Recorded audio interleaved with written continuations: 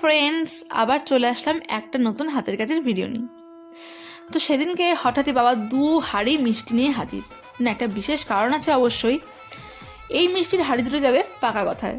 তো বাবা বলল, হাঁড়ি দুটো খুব ফাঁকা ফাঁকা লাগছে, তুই যখন হাতের কাজ করতেই পারিস একটু রং তুলি দিয়ে আঁকিবুকি করেই দে, একটু সাজিয়ে তোর হাঁড়িটাকে। পরের দিন ছিল আমার এক্সাম, তো টেনশানেও ছিলাম এক্সামের। তারপরে ভাবলাম বাবা বললো যখন এত স্পেশাল একটা দিন আর স্পেশাল মিষ্টির হাঁড়ি, তো সেটাকে একটু সাজিয়ে ফেলাই যাক। তো বসে বললাম রং তুলি নিয়ে, কোনো চিন্তাভাবনা ছাড়া যা মাথায় এসছে তাই করেছি। কলকায় আমি অতটাও দক্ষ নই, তো যতটুকু পেরেছি ততটুকু নিয়ে করেছি। তো পাকা কথাটা কার সেটা কিন্তু আমি এখন একেবারেই তোমাদের সাথে শেয়ার করব না। তোমরা গেস করে আমাকে জানাবে যে কার পাকা কথার কথা হচ্ছে এখানে। আর হাঁড়ি দুটো কেমন লাগছে দেখতে সেটাও কিন্তু কমেন্টসে জানাতে একদম ভুলো না।